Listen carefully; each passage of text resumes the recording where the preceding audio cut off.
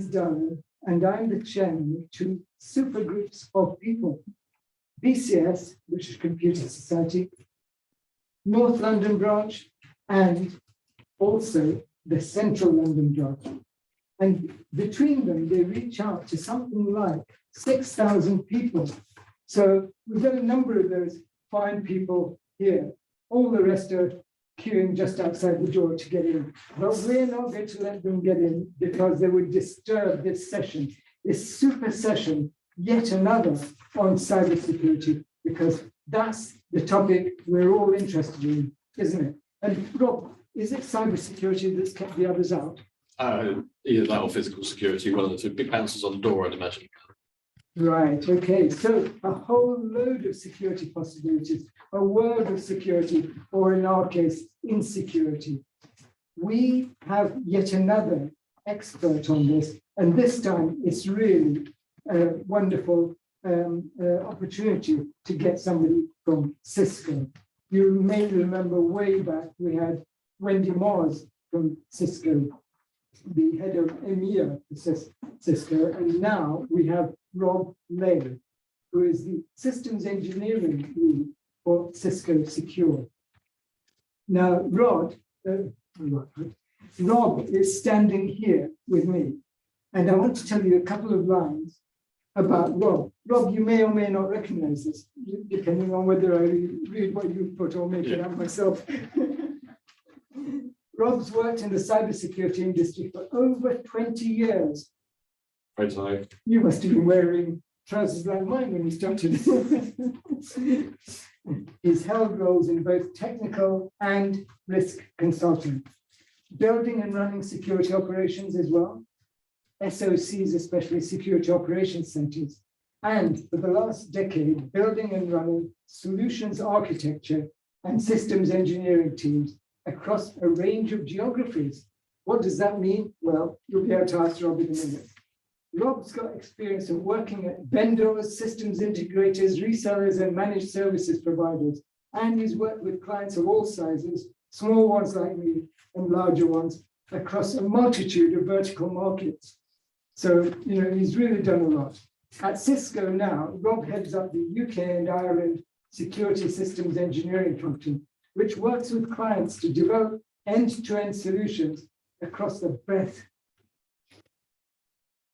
Your turn. Breathe in. Across the breadth of the Cisco portfolio. And if you want to know more about that, I know a man to ask. Please join me in welcoming Rob Lay. What about you? What about me? Hey. And let me not let the sands of time escape, because this is not only Central London, North London branches, but also the ISSG. Now, what does that stand for? I think I know a man who knows. Steve Sands. Thanks, Alan. Thank you. I shan't keep you a second. I'm Steve Sands. I'm the chair of the ISSG, the Information Security Specialist Group here at BCS. And we're absolutely delighted to be working in collaboration with BCS London, North and Central. And I think we're going to be doing a lot more collaboration as time goes on. BCS is a huge family of people. I think we've got about 60,000 members. You guys have got... How many did you say in the London, North and Central? It's probably about 6,000. Around about 6,000. I think we've got round about 3,000, 3,500 members of the ISSG. So if you have an interest in security and you're not already a member, but you're a BCS member, please do sign up for us. We've got a whole program of events lined up for the coming year or so, some of which will be in collaboration with branches like this one is, some of which will be run directly through ISSG or in collaboration with universities. And just looking at the list of the program that we've got at the moment, we're doing a bunch of early careers events. We've got legal day. We've got some ethical considerations of doing security using AI. We've got some supply chain coming up as well, which is particularly topical this week with all the problems that the NHS have been having with their 111 service, and loads of other things too. So that's it from me, other than to say thank you to Rob In terms of housekeeping today, I know Rob's keen to make this as interactive as we can. So if you've got questions throughout the event, then do shout them out.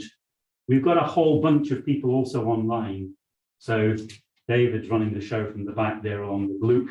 They're managing the Q&A that's coming in online. So as we get questions coming in online, we'll be interrupting with those as well, just to try and make the thing a little bit more interesting and interactive for you. So that's the chat. The event is being videoed, so if anyone hasn't been able to make it, they will be able to watch it later. We'll be posting it onto the various websites. And most importantly, enjoy it, and we'll see you next door at the end of it for a sandwich and a glass of something. Thanks very much. Thank you. Thanks, Steve. Right, good evening, everybody. As Steve says, I don't know how to do the intro. Done that for me. But as Steve says, let's make this a bit interactive, right? I could stand and preach for 30, 40 minutes. So, and if I do that, then we're going to lose half of the people to sandwiches well way before I'm finished. So this is going to be much more interesting if we make it engaging and interactive. So as David says, my name is Rob Layer. I run the systems engineering team at Cisco Secure. So this is not going to be a deeply technical conversation. So any of you hoping for that, I'm going to let you down right now. I refer to myself sort of affectionately as an ex-techie, right? So I've done all sorts of technical things in my career, but I'm not a deeply technical person anymore. But what I want to talk about is, I'm going to talk about some of the trends that we see. So one of the things that Cisco has is breadth of customer base, right?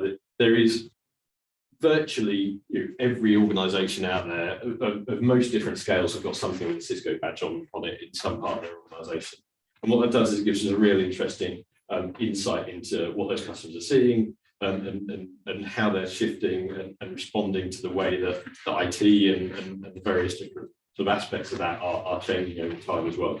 So we'll dive into a little bit of what we're looking at. We'll start to talk a little bit about what cybersecurity actually needs to be as it goes forward, and then we'll have a little bit of a look at sort of some of the approaches that Cisco is taking to helping those customers. So this is not a product pitch. I'm not going to try and sell to you. It is absolutely meant to be a bit of a discussion about the way we're approaching things, and it'd be great to sort of get some feedback from you guys and see the way that you are approaching it as well.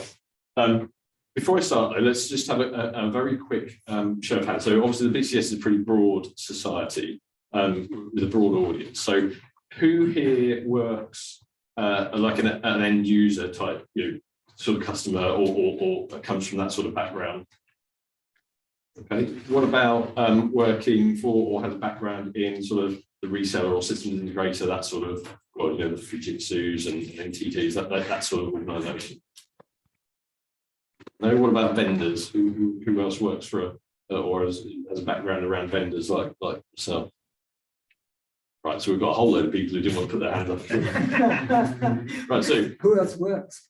Well, absolutely. So, all right. What are some? Who do some of you work for? What sort of roles have we got in the room then? Okay, my background includes big firms such as PwC, lots of big banks, okay, and risk management, okay, including cyber assurance, governance, etc. So a bit of end user, a bit of consulting type organisations. Yeah. I'm particularly interested in National Health Service and security issues, because I went to Boots, the chemist, the other day for something quite simple, and the guy behind the counter said, "Oh, hello, what's your name?" And I gave him my name, and he immediately gave me all my medical records. So that's Boots, the chemist, and NHS security for you. Well, I work for basically I did design, programming, and systems analysis for a big bank. Okay, so then end-to-end user type scenarios. I've been the CISO for MSP, information security manager for a multinational ER cloud hosting provider. Okay, so service provider, right? Okay, so we've got a mix in the room, right? Okay, super. So hopefully then we'll get some interesting interaction then off this session, right? So this is a fairly obvious statement, right? So I think that one of the things that we have certainly seen in the customers and the people that we engage with over the last 2 years is a massive acceleration in how people are approaching a whole range of different aspects of IT and by extension then security as well. And if we think about some of the challenges that sort of exist around that, we're still talking about the pandemic, in various different ways and the knock-on impacts of that. We've got supply chain challenges. Steve talked earlier about the fact that you've got some supply chain type talks coming up, which is great. I mean, we have impacts around that as well as an organisation. But the supply chain that I'll come on to in a bit more detail in a minute is becoming an interesting sort of threat vector and part of the threat landscape that we see with our customers now. We've obviously got what's happened over the last sort of 6 months in terms of Eastern Europe and the knock-on impacts of that. If anybody is particularly interested, I'd recommend that you go and have a look at the Talos blog. So Talos is our threat intelligence organisation. Some of the stuff that we saw coming out of some of the threat actors around what was happening in Ukraine, particularly early on, was quite interesting and actually gave quite an interesting insight into the interconnected nature of the world that we live in now. So, for example, we spotted some malware that was very focused around Ukraine, probably had some hallmarks and fingerprints of certain Russian sort of associated threat actors, and ended up in Latvia. Well, hang on, Latvia is a NATO member. So where do you draw the line? Right? So it gave an interesting sort of indication as to the degree of interconnectedness that we're seeing today, and then the future of work. Right? And this is the thing that anybody that's associated with IT has been doing at pace and massively accelerated over the last few years. But here's the interesting sort of trends that we're seeing from a more security perspective. So businesses increasingly now we find are operating as interconnected ecosystems. It doesn't now matter whether or not we're talking about your supply chain, your third parties, your customers, all of these things now being so internet connected that actually what that does is massively expand the threat, the attack surface potential and the various different routes that you can take into an organization. And that drives onto this second sort of theme here, which is the fact that increasingly what we find now is that we need to treat everybody as an insider of the organization. Now, in cybersecurity, the insider threat has a particular connotation, which is not what we're trying to get at here. What we are trying to say is that actually, whether it be your customers, whether it be your supply chain, whether it be your third-party suppliers, whatever it might be, actually, we now need to start considering them as an insider within the organization from a security perspective. I think most people, if we talk about security, recognize that the perimeter doesn't exist anymore per se, and that has expanded really significantly. And the last one here is the fact that hybrid work is here to stay as well. And this is interesting because a lot of the customers that I talk to at the start of the pandemic did remote working or working from home very quickly and for large swathes of their organization. But what we saw very clearly was that an awful lot of them did that with the mindset that everybody would go back to working the way they had done previously. Very few actually of our customers sat there and went, this might carry on longer term. And what we're seeing now is quite a significant portion of our customer base and organizations having to now reassess the way they approach hybrid work and look at how they do it in a slightly more strategic manner to make sure that they're building in all the right controls and they're giving people the right access in the right way. So these are the sort of trends that we see, particularly from a security perspective. But then we've also got some hybrid trends as well that we're seeing really significantly ramp up. And the first one, obviously, hybrid work we've just talked about. Hybrid cloud is another one which we've seen a massive increase in the pace of over the last 2 or 3 years.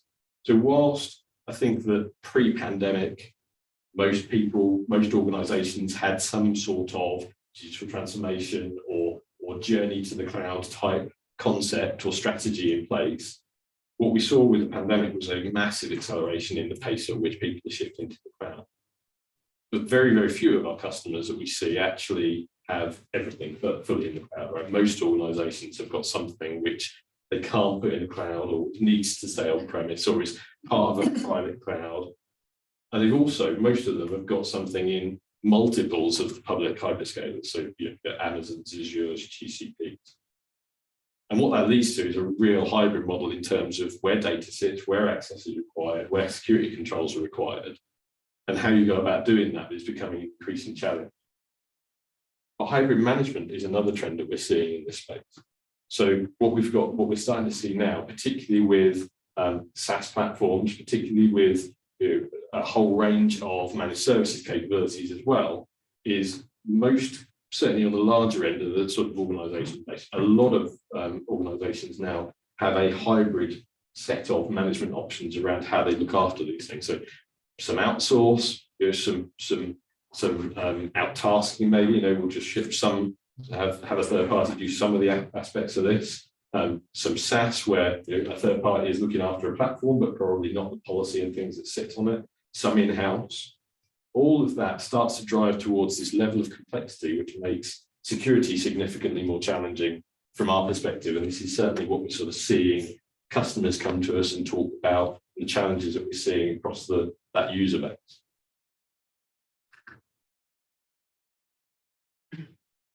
So the other thing that I guess is driven by all of this, and this is kind of the summary slide from what I've just been saying, but the other aspect around this is the location difference. So when we talk about hybrid working, it's great, right? So I can go and work anywhere. I can work here, I can work in the Cisco office, I can work in at home, I can work in a coffee shop. It really makes no difference. From my personal working perspective, it doesn't. Has a difference though when we start to consider the risk profile that has for the business, because those different places have different levels of risk associated with them. As does the sheer expansion of ways and devices with which we can go and connect to all of these various different things. It's great from my perspective. I can access the same things off my laptop, off my tablet at home, off my phone, and I can get almost the same consistent experience. My looks ever so slightly different, but I can do my job pretty much off any of those. But my tablet at home is a personal device. This is a corporate device. My phone is a bit of both because it's my device, but it's got a corporate profile on it. So again, we're starting to add levels of complexity into the security challenge that we're having to deal with. And then, look, go on, Dan. Rob, we hear a lot about the attack surface that we're supposed to be looking after. Evolving perimeter, all these things happening. Do you think attack surface is still a relevant expression? I think, yeah, that's a really interesting question, because I think actually probably increasingly less so, because if we think about the fact that what I highlighted at the start, expanded business ecosystems, lots of people associated with being sort of within that perimeter, if you like, that attack surface now is essentially everywhere. Right? This gives you the idea, right? If we add IoT devices into that as well, who's got a smart kettle or a smart cup? I mean, there's actually, I spotted something on LinkedIn earlier. Some bloke bought a dishwasher. I don't know if anybody else saw this. Somebody bought a smart dishwasher. The prime purpose, from his perspective, was that it meant that it could talk to Amazon and tell him when and pre-order his dishwasher tablets for him.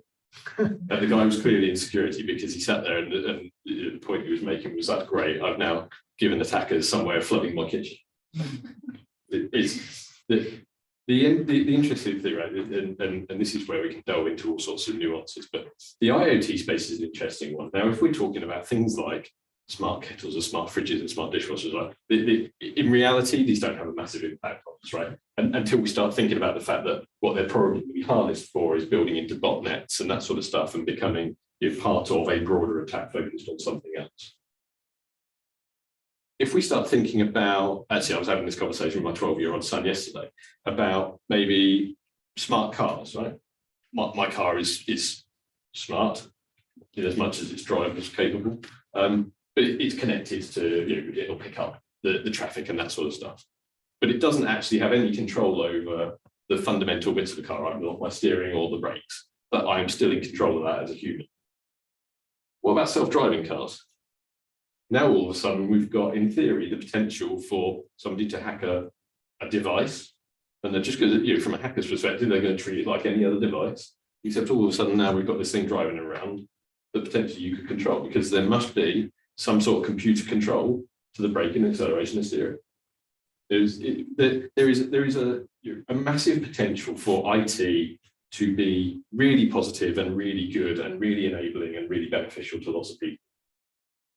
There is also the slightly darker side of it, where actually if we don't start to consider some of this as we build these things, there is a slightly darker potential that we could get to reach. But to your point, Darren, I think that the threat landscape, or the attack surface, as it were, is everywhere now. And the interesting thing about that, and it kind of ties into the sort of back end of this talk, is about what we actually are striving towards from a cybersecurity perspective, which is about risk management at the end of the day. We've got all of the funky technology and everything else, but what we're fundamentally talking about is the ability for us to be able to manage the risk posed by the IT infrastructure that we're involved with on a day-to-day basis, and the level of risk that we're happy to sit with from that perspective. And that's where we need to start to get towards. Now, if you start talking about, the risk posed in my house to my dishwasher flooding, it's inconvenient, but it's relatively low. So that might be fine. The level of security that I need to worry about putting around that is pretty low. The level of security that we put around some other stuff where we have a much higher risk threshold needs to be different. And I think that what we'll see is that as these things evolve, as these things drive, and as the attack surface becomes increasing and much more difficult to manage from a technology perspective, it will drive that increase in maturity in terms of that shift towards risk management. You're only mentioning to the risk side of it, so the benefit also of having a smart dishwasher is also presumably very low, whereas something of a much higher risk can also have a much higher benefit. Absolutely, yeah, completely agree. I mean, at the end of the day, that's what this is all about, right? It's one of the classic challenges of working in cybersecurity. As Dan said at the start, I've done this for 20 odd years. Security is always the hard thing, because it either is the thing that stops something, or it's the thing that is probably invisible if it's working right. Whereas, roll back 10 years, if you worked for an organization that you went and trebled the size of the internet pipe, everybody sits there and goes, oh, it's great. It's working really fast. It's brilliant. IT's great. If you go and say, right, we're going to put some security controls around that, everybody goes, well, I've got to put it in, my password in again, or I've got to press that button again. Security is naturally, I think, kind of focused on preventing things. But absolutely, your point is well made. At the end of the day, all of these things are here to make life more efficient, more effective, better, in all sorts of ways. Smart dishwashers, I'm probably going to take some convincing. So here's what we're actually looking at talking to our customers about helping them achieve. So the customers want to get to the point, certainly from our perspective, where they are still productive. They are increasingly agile, because as the pandemic demonstrated, things happen very, very quickly, and we need to be able to respond to them. But the other key piece is they need to be resilient, and I'll come on to that in a bit more detail as we go through this. But wherever and whenever, right, we've got to be able to respond to this stuff really quickly. So I will probably skip actually fairly quickly through this, because we've kind of talked about quite a lot of this in the sort of the discussion that we've had just now. But what actually are we trying to achieve from cybersecurity for as we go forward? Some of this stuff is we've talked about, right, risk reduction, that sort of stuff. The other interesting one actually that's on here is enabling users. So one of the big things that security has always been is the people that say no to stuff, right? But actually, one of the things that certainly I throughout my career we've always tried to say that actually security is the enabling function in a business, right? We can help things be better. And one thing that the pandemic really did was actually highlight that, because all of a sudden the security people in organizations were the ones that actually enabled everybody to go and work from home. So all of a sudden people went, oh, this is good, security actually helps. We've been banging on about it for years. But what about some of these other pieces? So we're talking about things like, actually what we ought to be doing is trying to hinder the ability for us to be compromised. Nobody is daft enough to go around and say there's perfect security, it just doesn't exist.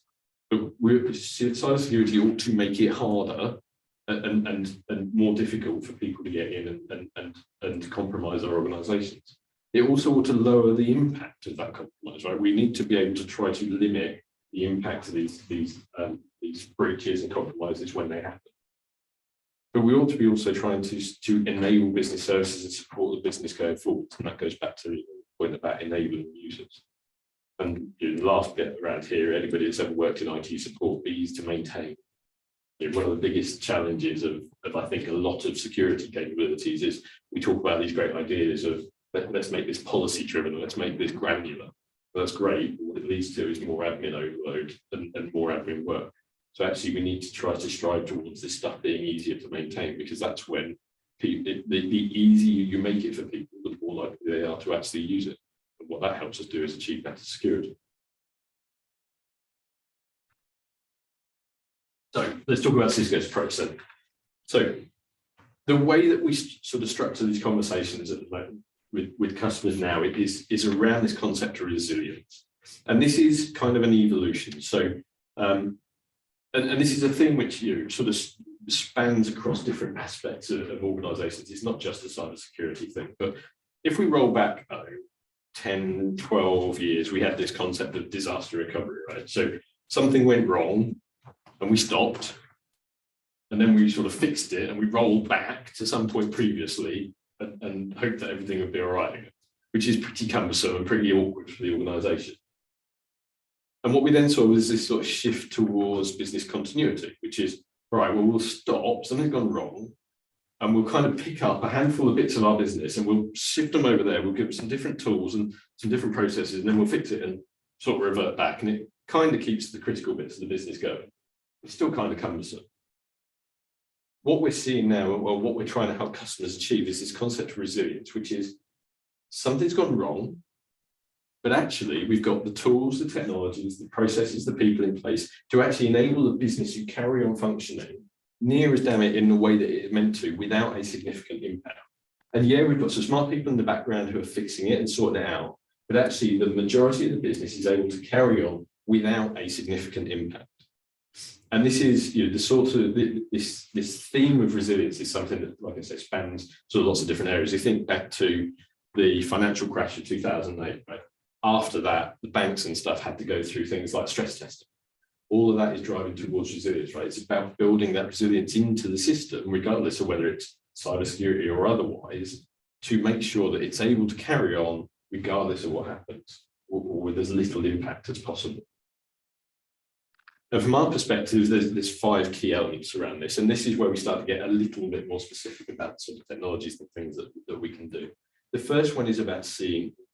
Now we've talked in security for, I don't know, the best part of a decade probably, about the need for visibility. If you can't see what's happening, you've got no idea how you go about fixing it. But actually, if you think now about that expanded attack surface, about the expanded volume of people that we've got within our organizations, about elastic cloud environments where things scale automatically, and kind of that sheer visibility need is now much more significant. It's much more challenging because we need to be able to see all of those different bits to be able to understand what's going on within the environment. The next one is we need to start to embrace the intelligence capabilities that exist within the market. And Cisco's got one of these. We don't actually sell it. It's sort of built into our broader portfolio technologies. But this is about identifying that thing that might happen, that threat actor, that vulnerability, that attack vector, that exploit, whatever it might be, ahead of time, and trying to get a little bit ahead of the curve and trying to understand what might impact us and how. This is a real key one. So every organization that I talk to has the same challenge today. It doesn't matter what size they are, incidentally. They've all got too many vulnerabilities, too many logs, too many alerts, and they can't deal with them all effectively. And being able to prioritize that is one of the biggest things that organizations can do in terms of improving their ability to respond to things. Because if you can prioritize it, you can identify a thing which actually might not be the biggest red flag. It might just be the most important one to your business. And that's where we're starting to try and edge towards in terms of the ability to prioritize things. It exists today in a range of different aspects. We can do things like vulnerability prioritization, but we need to embed that further across the broader set of security technologies that exist within our organizations. The next one is closing all the gaps. Now, this is really interesting, and I'm happy to share the details of this later on. So we did some research at Cisco, and it was what's called double blind. So we didn't know which customers it was going out to, and they didn't know who it was coming from. So it was all mediated by a third party. What that does is it gives you a degree of strength to the data because it removes some of the bias. But what we asked them was, what are the things which give you the greatest security outcome or the most impact in terms of a security outcome? And the biggest one that came back was, we need to have security embedded across our entire environment, and we need to integrate it. And this is an interesting one because there was some research done a few years back, which identified that the average enterprise organization has got 75 different security tool sets. And that's just cybersecurity tool sets. Trying to manage all of that and make all of that work together is well, not only possible, absolutely, but it's a massive challenge. And the biggest thing that the customers that we asked turned around and said was, if you integrate it, if you have it spread across your organization, your whole ecosystem, it will give you a better security outcome. So integration is really important. And the last one is optimization, and this is really driving towards the whole orchestration and automation community. The fact is that the human does not scale, right? You can have as many people, SOC analysts and clever people in your SOC as you like, but the human doesn't scale. It is not effective on its own. And what we need to start to do is drive you may utilize the technologies that exist to drive a more efficient, more effective response. So you can identify what's going on, but then investigate and analyze and ultimately respond to it much more efficiently. Rob, a couple of questions from online. So one of the questions is, what strategies are organizations using to integrate users into reinforcing these security practices across the organization? Cool. There's a question. So I think there's a couple of aspects to that. Some of them are pretty boring. The most fundamental one is still education, right? The user is still the weakest link in the organization. All it takes is one user to click on something, and there's a whole range of ways that you can do it. I think we've probably moved on from sitting people in front of hours worth of PowerPoint and banging on at them about how important cybersecurity is. But education around the user base is still the most important thing. I think we can get a bit smarter about how we go about doing that in terms of making it more relevant to people, making it, let's extend the fact that actual basic cyber hygiene benefits you at home probably as well, because you're less likely to get hacked at home and have your credit card details stolen. So if we make it more relevant to people, then I think that helps. I think the other aspect of that from a slightly more technological perspective is we need to make it easier for users, right? As soon as something becomes hard, people will start to go around it. Whether we're the most, let's say passwords. How long is the average password? Not long enough is probably the answer.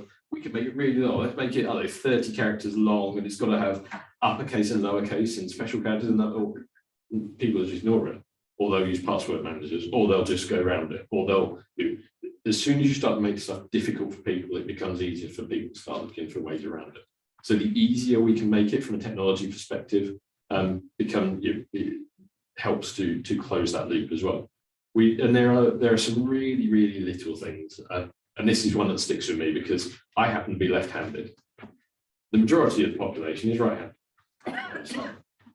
Cisco has some of you may know of it, a multi-factor authentication technology called Duo, and it's on your phone, and it pops up, and it's got a little green tick and a little red cross.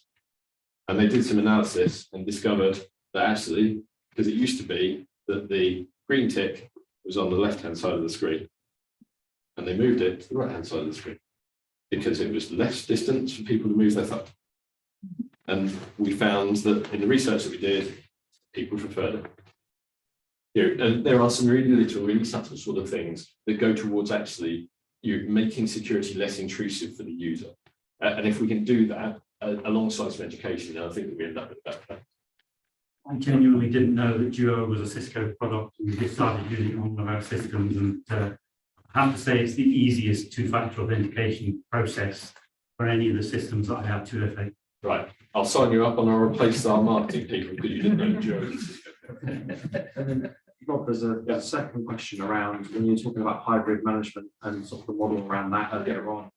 And just asking for a little bit of clarification around that. And once you've gone through that, then give a little bit of an explanation around some of the specific ways that's then applying into businesses to protect their infrastructure.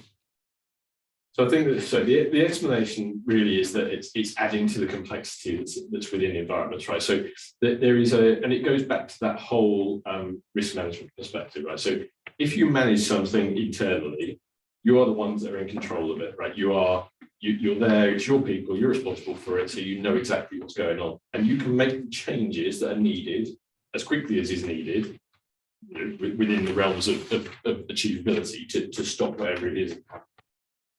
When you start edging towards different models of management, whether it's SaaS, where somebody, you know, the third party is responsible for the availability of the system, but your responsibility remains the policy and the management of it, then you've still got a degree of control over it.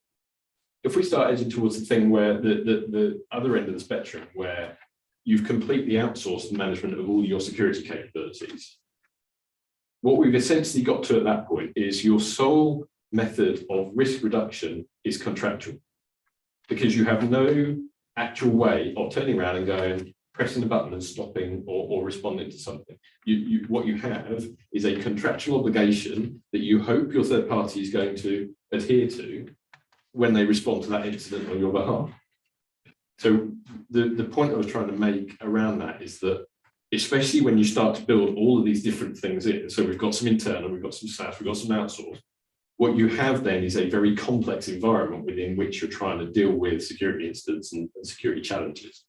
And that you've got different ways of different levers to pull to try and get that to work. So that's kind of where I was going with it. Again, it takes it back to that need to sort of lift it up out of the technology and start to think about stuff from a slightly broader sort of risk and business perspective. I've just got one more, if I may, just on this slide. So the 5 elements, they seem to build on each other to some extent, so that they're not independent of each other. There's layers there. From your experience in Cisco, which would you say organizations struggle with the most? And the second part of that question is, which one organizations always ask the question, which one ends up being the most expensive one for them? So, which one is the one they struggle with most? So, the prioritization one is an interesting one at the moment, because the ability to really drive effective prioritization into the technologies is still relatively new. It's been around for a little while, but it's not as native across the broad technology space as it ought to be yet. So that one is quite a challenge. Embracing shared intelligence, and this comes back to the whole integration point. So for a long time, there has been the concept of threat intelligence providers. But how well you can integrate that into your actual secure operation determines how effective the intelligence you're actually able to use that intelligence. Sorry, what was the last part of the question about how expensive? Yeah, which one costs them the most money to do well? So probably number 4, because integration is an expensive activity.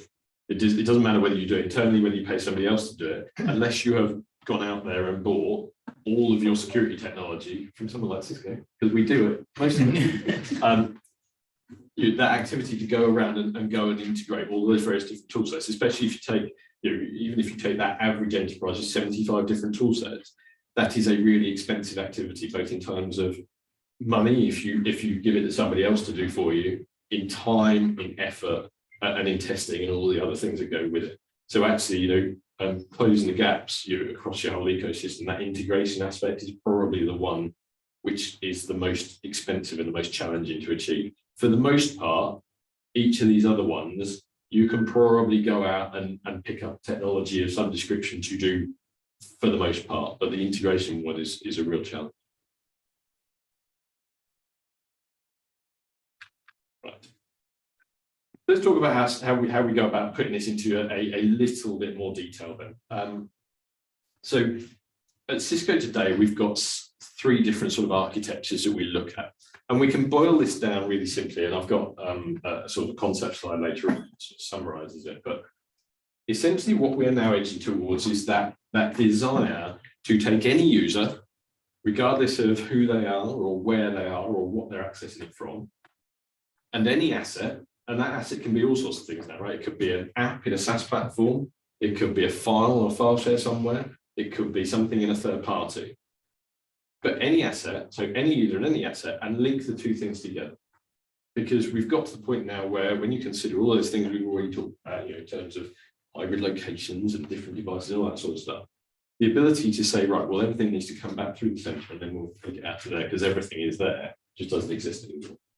So we need to edge towards this ability where we go, right, it doesn't matter where they are or what they're trying to access. What we'll drive towards is a policy decision that says, is that user, based on what we know about them, able to access that thing, yes or no? And link those two things together. And what we've got here is a set of sort of architectures and principles that drive towards that. So the first one is SASE. Marvelous buzzword. There's probably 80 different vendors with 80 different definitions of what it might actually be. For us, it is about that connectivity piece. It's about linking those two things. And it's about moving that security close to the user and close to the asset. So this is the way we kind of approach it. Zero trust is another great analyst-derived phrase. Actually, it came out of the Jericho Forum probably about 20 odd years ago now. But Forrester picked it up and coined the phrase particularly. And just to love an analyst. So Gartner came out with SASE. Forrester already had zero trust. I don't know whether you've seen, but Forrester now have zero trust edge, which if you look at it is exactly the same as SASE, but no. So there we are. And it's funny, so I was at a CISO roundtable a few weeks back and I had a CISO turn around to me and go, oh, vendors, you're all about the buzzwords. Oh, hang on. You guys sit there and you go to the analyst and you go, what's the latest thing we need to talk to our vendors about? And they say SASE or zero trust. And then you come to us and you go, what are you doing in zero trust space? One of the things that's interesting about how we're approaching it, I'll go into a bit more detail actually, if we're starting to edge towards something which actually talks much more about what it really is, which is continuous trusted access. So what we're trying to get to is actually the fact that we will monitor and establish that trust session on a consistent and ongoing basis. But essentially what we're talking about with zero trust is that age-old concept of enforcement of least privilege. Right? Does the user need access to that? No, they don't. Should they have access to that? Yes, they should. And then the bottom one here is our response architecture. So this is that enabling that efficient and effective SecOps. And this is about being able to, we've already talked about being able to identify and analyze, and respond really much faster and much more effectively across that, that really complex IT landscape that we now operate. So let's talk about SASE in a little bit more detail then and what it looks like from our perspective. So we've got here on the left-hand side of the screen the lovely old world that a lot of us started off working in, and perhaps even before that. And then we've got where everything today is. And the reality that we've got today is that virtually everything goes via the internet. So what we need to do now is we need to lift a lot of those security technologies out of everybody's old data center and on-prem version and create just as secure an environment for that natural route towards the asset that people are trying to get to. And that involves essentially sticking it up into the cloud in one way or another. And we've got a whole range of different use cases and access types around it. But if we look at how Cisco goes about actually trying to define this and break it down in a bit more detail, we've got the connectivity part, right? And then we've got the control part from a security perspective. We've got a whole range of different capabilities in terms of VPN lists, we've got VPN, SD, all of these different connectivity and control requirements. And then what we do is we bring those things together and converge them in the middle. And that's what we're trying to start to, that's where we're getting to with SASE from what we're trying to take to our customers. It's about trying to wrap these things together and bring together that combination of network, which is fundamentally Cisco's heritage, is what we've done for the last 30 odd, 40 odd years. And then make sure that actually what we're now doing is enabling it in a really secure manner. And what we've got in here, right, is a whole load of the different aspects. But we've talked about remote workers. We've talked about it not actually mattering where they are.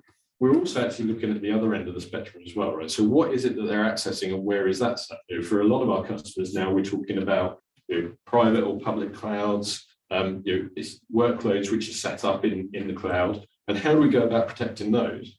One of the other interesting aspects, that not necessarily particularly a SASE thing, but one of the other aspects that we're seeing actually is customers starting to drive security much earlier into their application lifecycle.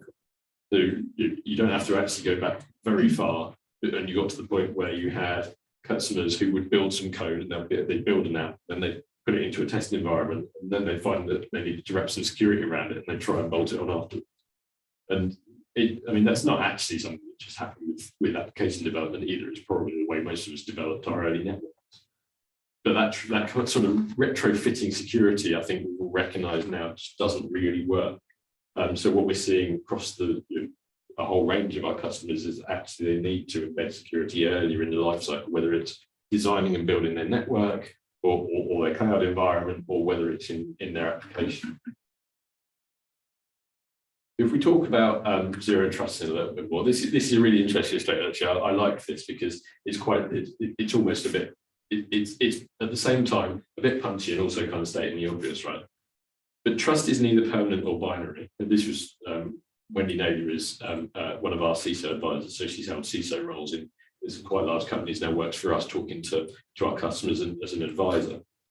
But it's a really interesting statement because it leads us to the point where actually we've got a problem. Because even if we have a standard organization today who has embraced the idea of zero trust, what naturally happens in that is that at the start of a session, we will authenticate the user, we'll double check who they are. We'll probably carry out some form of assessment as to what they're accessing from, whether it's a corporate laptop or their phone or whatever it might be. We'll probably make some sort of assessment as to where they're accessing from. And then we'll make a policy decision based on it. And we'll say, yeah, based on these things that we know and what they're trying to access, that person can access it. But the interesting thing about this statement is that virtually all of the organizations that have implemented any sort of zero trust today will just assume that that trust status is going to stay the same throughout the life of that session. And it's not, it doesn't, or it potentially doesn't. And this is where we're starting to edge towards that sort of next evolution of the zero trust concept. And this is about the fact that over the life of a session, your trust status can change. And so can the risk posed to the organization by your session. So if I'm Joe Bloggs and I go and log on in the Cisco office with my Cisco laptop and I access our HR system, I'll get a multi-factor prompt using Duo, which Steve loves, and that'll be great. It'll let me have access. If I then pick my laptop up and I go and sit in the coffee shop around the corner, that session is still established. But most of the way we have approached zero trust up until now would not have any issue with that. They go, well, we checked it at the start of the session, it's all good. But actually my trust status is, or more accurately, the risk posed by me to the organization has now changed, potentially. It might not have done, but it might have. And what we need to be able to start to do is to start to build some challenges and some security into the life of the session. So if it detects that I've gone and sat in the coffee shop, we might say, well, okay, his location's changed, he's still in the same city, he's just around the corner. Let's just make sure he's still Rob. We'll give him another MFA prompt, and we're all right. So we've seen a bit of a drop, but actually we've brought it back up. If I then turn off my firewall and I turn off my AV and I start trying to download 6,000 HR records when I've only got a team of 12, now we've got a whole load of different things that are starting to pick up a problem and pose a risk to the organization. And the ability to detect this sort of stuff has existed for a long time, right? So we've had things like UEBA type, user and entity behavior analysis type systems. They've existed for a number of years. The issue is that for most of them, they now sit in the back end and they're run by the security operations team. And unless you've got a really finely tuned setup, the chances of you catching it mid-session while it's happening is probably quite slim. So invariably, it's something that happens retrospectively. What we're saying now is that actually what we need to start to do is embed this capability into the session analysis that we're doing so that we can monitor the risk posed by that session to the organization and we can adapt on the fly based on policy to what happened. So that means, for example, we can do a range of things. If I've turned off my, that scenario I've just described, it might be that actually we need to kill Rob's access because he's clearly doing something dodgy. It might be that actually, I'm sat in the coffee shop and I've turned off my firewall.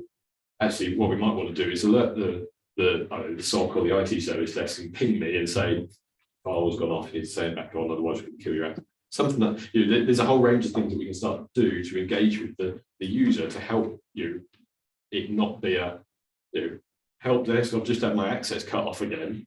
We need to avoid that sort of scenario. And there's a range of ways that we can approach it, but we do need to start to elevate the security that we have within the life of a session. And this is what we get to. So what we're starting to do is evaluate a whole different set of risk signals, not just at the start of the session, but throughout continuously the life of all of those different sessions. And we can then enable things like, if we're happy that the trust level is still high, we can do things like extend the life of the session. And actually that's a benefit to the user, right? Because then they're not getting the MFA push. We're not in the world of, well, you've had 10 minutes, so you best authenticate again. We're in the world of actually, we understand that what you're doing is relatively low risk to us and we trust what you're doing, and therefore you can keep going. So it has both sides of it. It has a benefit to the user base, but also that enhanced security level. Let's talk about XDR a little bit, because I'm quite conscious that I've been chatting for a while now. So what is XDR? So this is an interesting concept. It's another one of those. Actually, all three of my architectures, it has occurred to me, are buzzwordy, which is great because there's lots of different ways that you can go about articulating what it means. For us, it means that we have unified the detection and response across the whole security estate, right? Across the entirety. Is there a relationship between XDR and EDR, endpoint detection and response? Right. So yeah, absolutely. So Okay. so EDR, endpoint detection and response, MDR, network detection and response, XDR being extended. So it incorporates both of those as well as the various other bits of security technology within the environment. So the concept being that actually what we're starting to utilize is not just the specific endpoint agent or the specific network service, but actually what we're doing is we're saying, well, those two bits and our behavior monitoring and our remote access capabilities, and we're getting some metadata, all of those things are the things that we start to need to bring together in order to really have a view of what's going on and be able to identify whether or not we need to start to respond to something. And there's some points here, right, that drive back to those points around resilience I've talked about earlier. We're talking about bringing threat intelligence into this. We're talking about integration of these various different technologies together to make it more effective. But what we're also trying to do actually, and I'm a Cisco advocate, obviously I work for Cisco, but actually we are fairly pragmatic when it comes to some of this stuff, right? So we understand, much as I would like it the other way, we understand that not every organization is going to have everything from Cisco. It just doesn't exist. And therefore, if we're actually going to drive towards helping customers achieve better security, we need to embrace the fact that they're going to have third-party platforms and third-party tool sets, and we need to interoperate those in order for it to be effective. So we've got, for SecureX, which is our XDR platform, we've got more than 400 third-party integrations today, and that includes a whole range of our competitors who I'm not going to name. But there is a degree of that we are, actually, if anybody's interested, if people go and have a look at the RSA conference, which for those of you who don't know is the biggest security show in the world, takes place in San Francisco. There's a guy called G2 Patel he's the Cisco lead for the security organization over in the US, and he did the first keynote at RSA this year.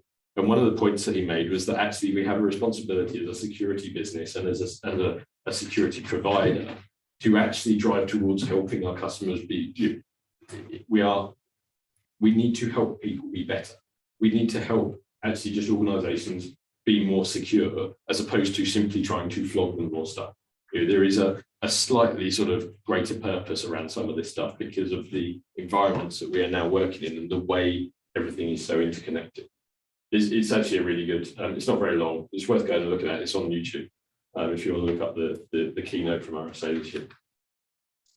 The key thing around what we're trying to get towards, some of this stuff is relatively straightforward and relatively commonsensical, but we are trying to drive towards that one single consistent place where we're looking at all of this different data.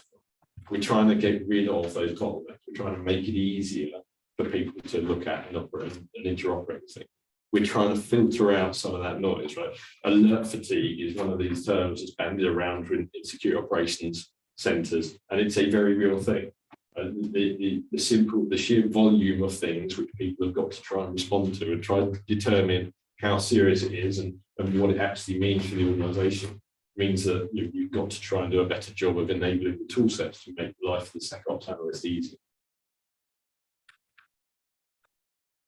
So I promise, edging towards the end of this, and I will let you go and have sandwiches soon. But I want to talk a little bit about what our vision is for the future, because you're part of working for a massive IT organisation or vendor is that we try to set out what we believe the future kind of looks like. I'm not going to read this, right? This is what we've kind of been talking about throughout the advanced threat landscape, integrated platforms. Right? This is the world that we are now living in. But this is what I was trying to talk about earlier on. Right? So this is what we see as being where we are trying to go in the future. This is our strategy for the next sort of 3 years. We've got those key areas of compute, right? We've got the Azures, the AWS, GCP, and those private clouds or private data sets. And then we've got the whole range of things that exist out in the internet, the software as a service, the platform as a service, the sheer myriad of different things which users can try and get to, and where those exist now means that what we've got to do is we've got to try and provide some way of securing the connectivity between those things. And this is going back to that point I was making about taking any user and any asset and making it delivering on a session by session basis the most effective, efficient, and secure link between those two things. Our belief is that what this actually looks like is we need to turn that network and security stack into a single coherent vision across all of these pieces. So this is where we're striving. Right? Those things exist today. If you happen to be purely in Azure for all of your stuff, then great, you're already here because you've got the Microsoft security and Microsoft networking stack as part. The reality is nobody is there. So the reality is that actually what we're trying to strive towards is get to the point where we can offer customers the ability to span this crucial connectivity and security piece across all of their different environments. So could you just go back? Probably entirely ridiculous question, but I'm trying to really understand this. A lot of those services that are described and applications will be sitting inside, for instance, your AWS. So how does the network fit in all of this? Because not just always end users going in, these services can also be talking to each other. Absolutely. Yeah, absolutely. So one of the things that Cisco does a huge amount of work around at the moment is API and API security and API connectivity. Your service meshes, all of that sort of stuff that exists within the cloud environment. You're quite right. A lot of these software, these SaaS type platforms do exist in here. The reality is that they are in different tenants and that sort of stuff. So there is still a degree of, even if it's within, for example, AWS, there's still a degree of coming out and going back into various different aspects. There's kind of a degree of marketing to this slide. We've got to have some way of sort of articulating it. But the reality is, a lot of our customers will have, for example, O365, and they'll be accessing something which is hosted in AWS. So even if we take those native sort of platforms, it doesn't even need to be customers developing their own applications in any of these, which obviously also happens as well. But even if we take those well-known type services, there is still an in and an out and a transport of data between the two things. And what we're saying is that we need to get towards the point where we can deliver a consistent and coherent way of connecting and securing those things, regardless of where they are. That's what we're kind of trying to get towards. So the idea here would be, if I'm understanding correctly, if I have an application hosted on AWS talking to a database on AWS, and the database is outside private network that's been set up on AWS, the Cisco network as a service sits between those? Yes. Yep. Quick question, if I may, Rob. Luke's doing a great job of planning the Q&A that's happening online as we're going along. But there's one in particular here that's come through. I mean, we're always conscious of the growing cost of security. Businesses sometimes see security almost as like an insurance thing, you know, where you have to pay, you have to do it, but how much is enough? So Tom has asked here, can we define security and resilience quantitatively, and can we set improvement goals? Absolutely, it's called business risk management. Right, that's fundamentally what we're getting back towards, right? So this is not a new concept by any stretch. This is what fundamentally drives security, right? The way that we define it quantitatively is we look at the assets we're trying to protect, we determine the value of a breach or the impact of a breach from a financial perspective, and then we determine how much we're willing to pay to secure it and reduce the risk. And that's fundamentally the way you go about it, right? There are so many metrics that we could define around security, like mean time to detect, mean time to respond, mean time to remediate, all of these sorts of things. But the reality is, if you actually want to have a conversation at the board level about security, my belief is we as a group of security professionals within the market have done a very, very poor job over the years of translating it into a language that the board understands. We expect the board to become technology savvy and understand what we're talking about, when actually it ought to be incumbent on us as security professionals to translate it into language that they understand, and that language is risk. And that's the way we ought to be driving towards this stuff and looking at putting values on things and that sort of stuff. There are different, if you go to different vertical markets, that people have different levels of maturity around this stuff, right? If you went and talked to pharmaceuticals, for example, they would have a very, very clear idea of what their critical assets are and the value or potential value that poses. If it's the recipe for a new drug or something, they'll have a very clear idea of what the potential value is for that and how much security they're willing to wrap around it. Equally, if you go to Gaza, is there a chance of overkill in this? Overkill from what perspective? Well, spending so much money that it almost undermines the original work. Well, yeah, yes, I guess so. But again, that then comes back to if you take it back to a risk perspective, let's throw some numbers around. Right? So let's say we're in pharmaceutical, we've got a new drug recipe, and we believe we're going to make $1 billion out of it. Well, if I go and spend, let's make this silly, if I go and spend $5 billion on trying to protect it, that's a bit tough, right? But 500 million quid might be all right. That's the way. It'd be great.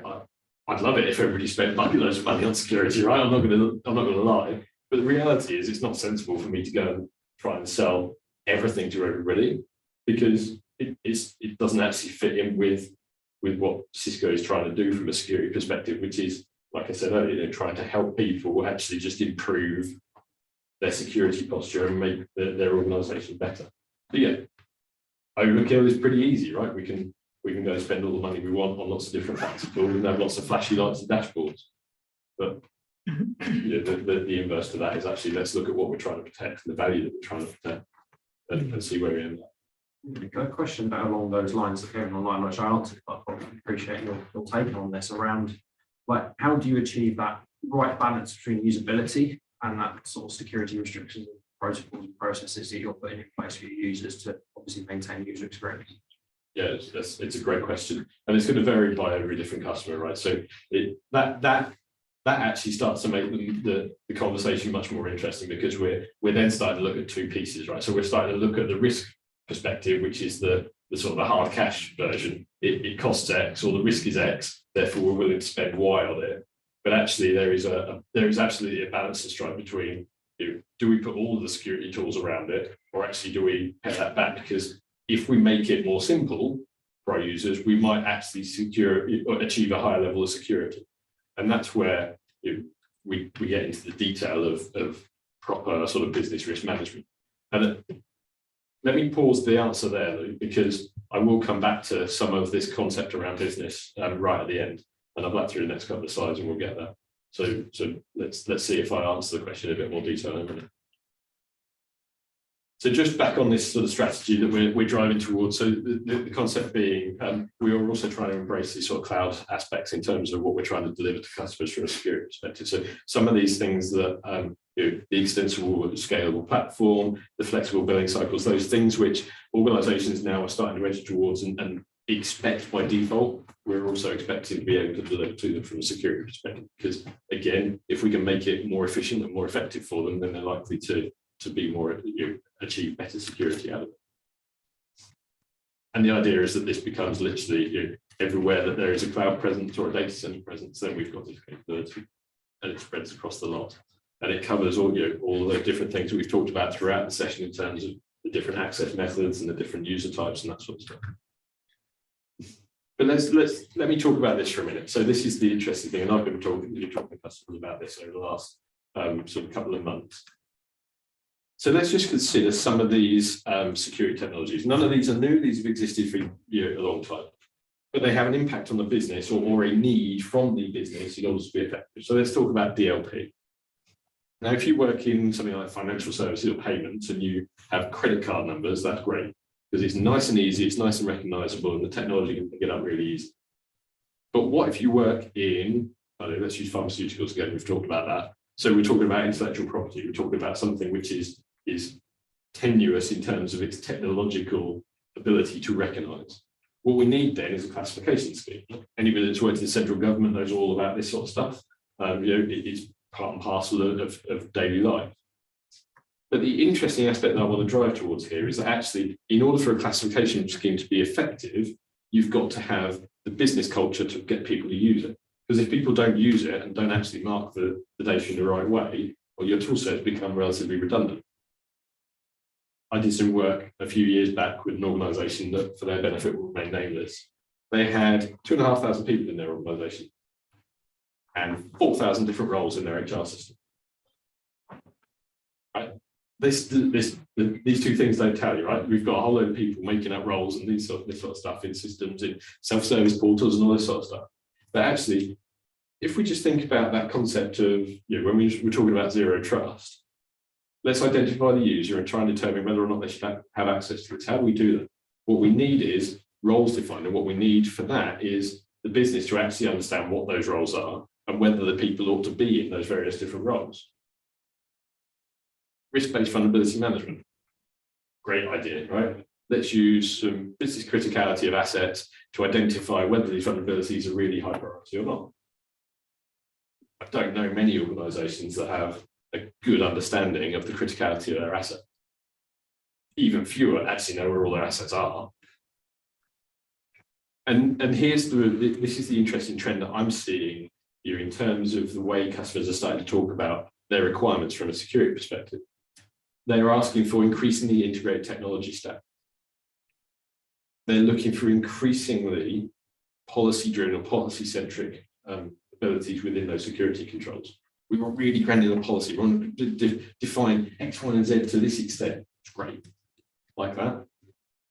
We want to make better use of AI and machine learning and all these funky things to drive and assist better decision making. Great. We want to increase the use of automation. That's great too, right? Makes life easier. But here's the interesting thing. In order to achieve proper risk reduction, in order for these things to work, what we actually need is a business culture shift and a business maturity shift. Let's take it back to that scenario that I've used throughout, right? Any user on any device, anywhere, accessing any asset. And what we want to do is we want to make a granular policy decision about whether or not that user can access it, and then whether or not, through the life of their session, we need to do different things to them. I mean, that's great. We've got the capability in the tool sets. Not many of the organisations that I work with today have the business maturity to be able to well define those policies so they can actually make effective use of the tool set. So I think this is the kind of the point I'll leave it on. In order for organisations to actually deliver better security longer term, what we actually need to start helping customers do is improve their business maturity rather than their technology maturity. Thank you very much.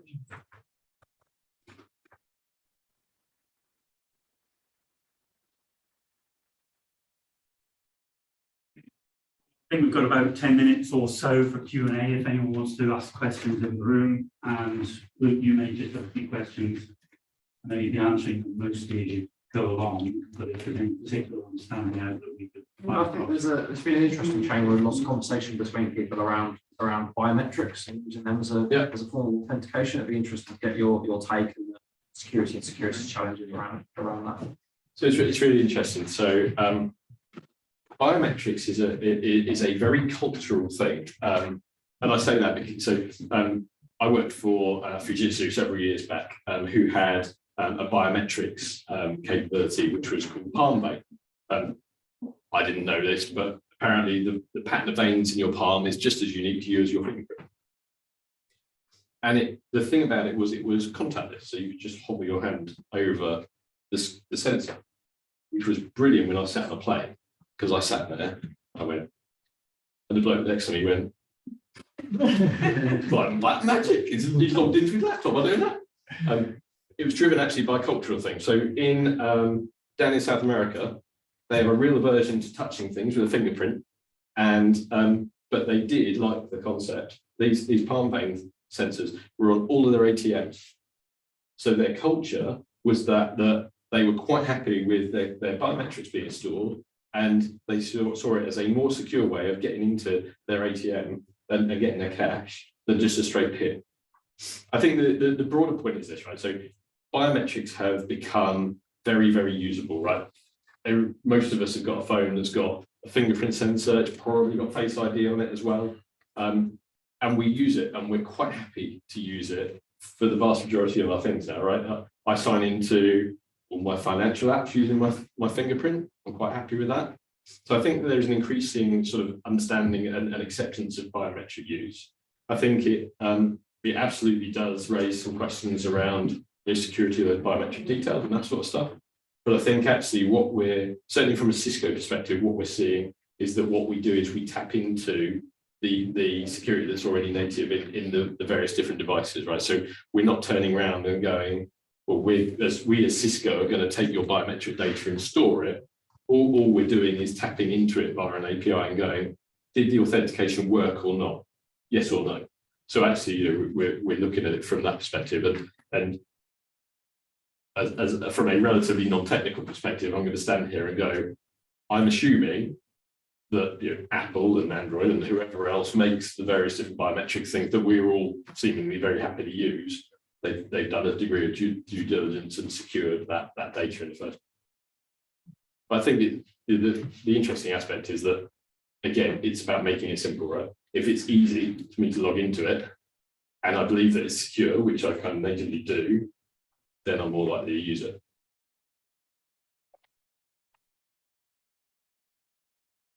Other questions? Yeah, go on. So back on the 5 elements of resilience that you talked about a while ago there. So one of them was about prioritizing the actions to take. I was wondering, have you found that's kind of the actions that companies should prioritize are broadly similar, or do they really vary from organization to organization? So probably my bad. So what we're talking about there is prioritization of the specific things like within handling an incident, or which vulnerability to prioritize over another one to fix first, or which incident to look at first, or which event, that sort of prioritization, rather than a put your firewall in first, so yeah, probably my bad in not articulating it well, but it's that sort of prioritization from a more of an operational perspective that we're talking about in that instance. There's a theme of a couple of related questions online around sort of, obviously a lot of the stuff today has been around sort of conceptual at that sort of higher level, and around sort of any potential sort of what you'd see in terms of learning paths to then start to understand that lower level. And obviously related to that around people that are in, there's a few people online that are in the wider IT field that are looking to come across into cyber, and sort of any recommended paths to look at for a learning perspective. Yeah, I mean, there's lots of different routes right into. The interesting thing actually is that cybersecurity is becoming pervasive across IT more generally, actually. It doesn't matter really whether now you're talking about, if you are a network engineer, then you're probably doing some security in some way, shape or form. If you're a developer, you're probably starting to look at things like secure development life cycles, secure coding, that sort of stuff. There are naturally a handful of sort of very specific routes. If you are working for an organization that has specific security technologies from certain vendors, then I always recommend looking at the various certifications and training programs that those vendors offer. Cisco has plenty. There's sort of the more generic stuff as well. So things like CISSP is a great grounding. In order to get the full load certification, obviously you need some experience, but they do associate level qualifications, stuff like that. There's some good sort of base level security certifications as well you can go and get. Anything that gives you that theoretical grounding is a good starting point. The caveat I would guess is that the theory doesn't always match up to the real world, but you only get that through experience, unfortunately. Rob, okay, so if you take some training, some education, some certifications, what do you do with it? How do you use it to get a job or a better job or to impress somebody or whatever? What use is it to you other than personal satisfaction? So I guess that depends on which sort of certification you've gone for, right? So if you want to I don't know, go into a very technical part of the security field, then something around ethical hacking or penetration testing and that sort of stuff, or security analysis would give you a good basis to get into sort of security analyst type roles and that sort of stuff. If you wanted to be somebody who goes out and designs security and builds secure environments and that sort of stuff, then certifications in your vendors associated with that part of the world, the environment, are probably a good starting point. The best thing, I guess, if you were really at that sort of very early stage, or even actually if you were in a different part of IT, as Luke kind of suggested, for me, I would turn around and go, right, which are the bits I'm actually interested in? It's easy for Rob to go and do CISSP, but that covers virtually everything. Which are the bits I'm actually interested in? Let's start there and let's see. Because if you have a natural interest in it, you're gonna pick it up and learn it easier anyway. Well, certainly I do. And there are so many jobs you can do in cybersecurity. You can be an engineer going and installing stuff. You can be a coder writing stuff. You can be an analyst. You can be an ethical hacker. There is such a range. God forbid you could be a salesperson. There is such a range of things you can go and do with security tools, capabilities, and knowledge that the world's your oyster, really. Is anyone here in that situation of looking for courses or whatever, or to improve themselves, get into cybersecurity more? So I come from so I've just finished a law conversion course. Right. And so I'm interested in cybersecurity. So I've been looking at compliance jobs. Yeah. I'm not quite sure how to find extra qualifications. Did BCS do qualifications, darling? BCS does, but Anything BCS does.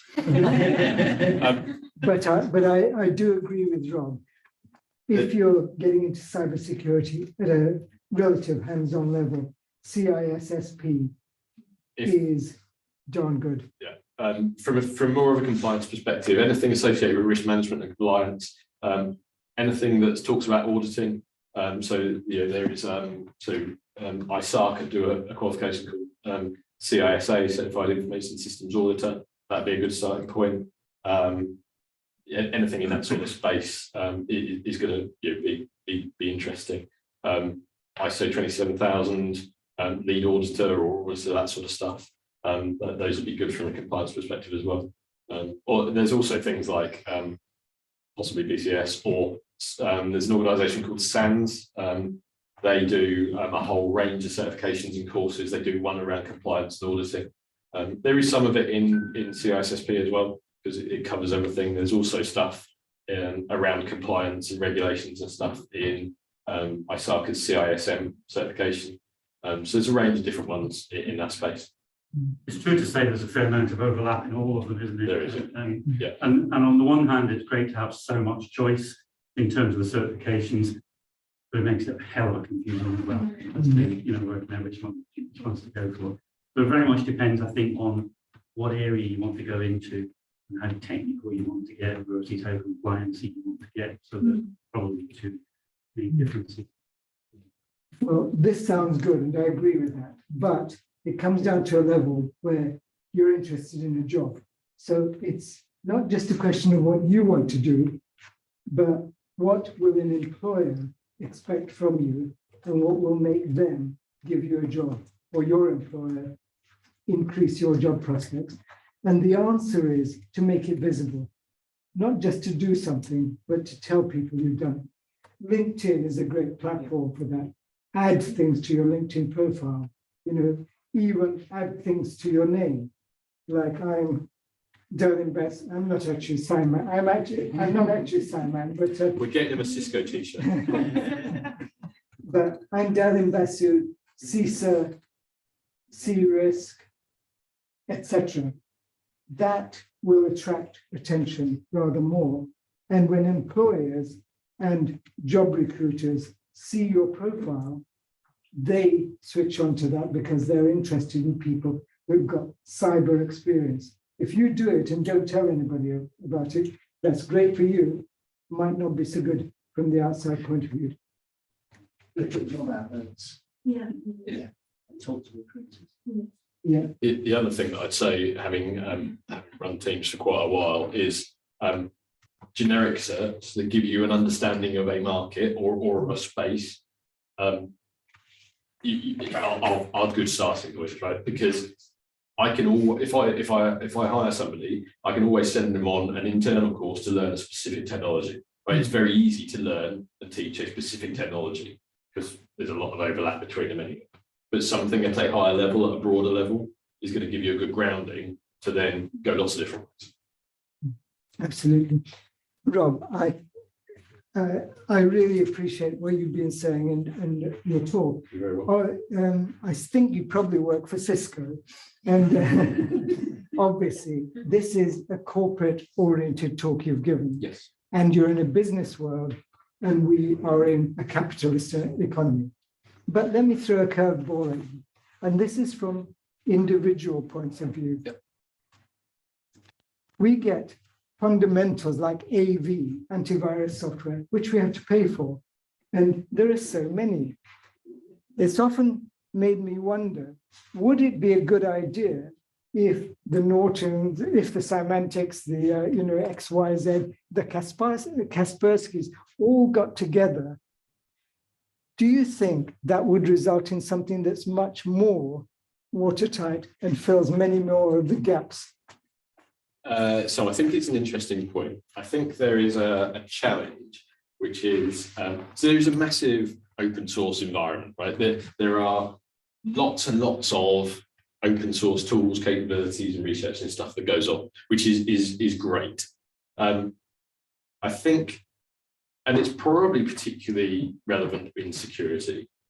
I think when you start monetizing things, it gives you an ability to do something with that money. Now, and I'm going to use Cisco as an example again, obviously, but so Cisco makes a lot of money, and we have the largest non-governmental threat research organization in the world.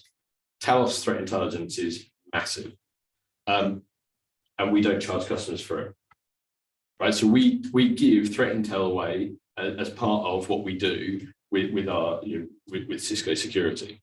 Now, that ability to drive all of that threat intelligence and I mean, go and have a look at the Talos blog. It's fascinating, the stuff that they talk about, that they go into, the stuff around that they looked at around Ukraine was just really interesting. How do you spell that, Talos? T-A-L-O-S. T-A-L-O-S. But that ability to have that organization is driven by the fact that we monetize a whole load of other products, right? So the concept of, let's have something free is a great one. But I think that there are realities to the fact that if you're doing something for free, there's only so far you can go with the research and development side, right? And a lot of IT organizations fund a huge amount of their research and development that leads to better products and better intelligence and better outcomes by the fact that they are capitalist organizations in the first place. Great. Final questions, gentlemen. Yeah, so basically, even me being a student right now, even I'm doing a master's. So I just want to ask, like, you being an organization, what kind of skills you guys are looking for? Like, I'll be going for a specific role like SOC, or any kind of like regarding the consultant role, or I can say junior IT security manager, junior IT security. So what kind of skills you guys are looking for? Is it like basically going towards the networking, or else you guys are looking for the programming too? So it's a really interesting question, and the challenge with the question is that you've listed a whole load of different jobs that have very different requirements around them and different skill sets required. So if you are looking anything that is development driven, API programming, that sort of stuff is massively in demand at the minute, both in Cisco and more broadly within the market. You think back to some of the themes from the talk about integration, about building security into life cycles earlier. That is a great skill set and very much in demand. If you're thinking about consulting from a technical perspective, you need to be looking at things like networking and understanding the technology sets in order to be able to be effective at that. If you're looking at consulting from a sort of a governance, risk and compliance type level, you don't need so much of that. What we're then looking for is things like ability to learn, ability to think critically and stuff like that. Even more so when you get into things like security manager type stuff. At that point, we're starting to look for things like business acumen, understanding financial impacts, understanding risk analysis, things like that. So unfortunately, the question was pretty broad and the answer is pretty broad as well. As the gentleman said, right, start looking at job adverts, start chatting to recruiters to try and identify the thing that you really want to go for, and then drive it from there. The kind of the finishing point, I guess, around that is it is very easy once you start to build some experience within the security market. It's then very easy to move into different jobs, right? I've done it through. I started life as a firewall engineer, and then did some consulting and some design work and architect work, and then went and built and ran some security operations. It's very easy to move around once you start to build a set of experience. But if you're starting out, you probably need to identify that first area you want to go into and focus on that as an initial point. Great. Yeah, I just have a question. It's more in line with what you see as being future threats, because there's been a lot of discussion about quantum computers and the threat they pose to security. It's like you potentially break anything. Do you see that as likely to happen, and it's going to happen in the time frame sort of relatively quickly, or what's your views on it? So it's a really interesting area, as you say. It poses a massive challenge to all of the traditional ways of thinking about security that we have. I think one of the things that certainly we are doing is working as part of a lot of different sort of research areas around quantum security, right? If we've produced this new thing called quantum computing that's so much different to everything else, we probably need to develop some security that's specific to it. And that's the way some of our innovation and research teams are starting to look at this stuff. Is it going to happen anytime soon? I don't know. If it does, a lot of us are in a lot of trouble from trying to protect organizations' perspective anyway. So if you can suddenly crack that 30-character password that nobody uses anyway in 5 seconds flat, then we've got a different challenge on our hands. Well, I think we're going to have to draw to a close at that point. I get the sense there's loads of more questions that we'd like to ask. The good news is we've got a chance to pin him against the wall, go next door and fire some more questions at him. So it's about 8 o'clock. This office will be closing at about 8:30 this evening. So we've got 20-25 minutes or so to wrap up next door, to ask some more questions. But before that, I'd just like to say a huge thank you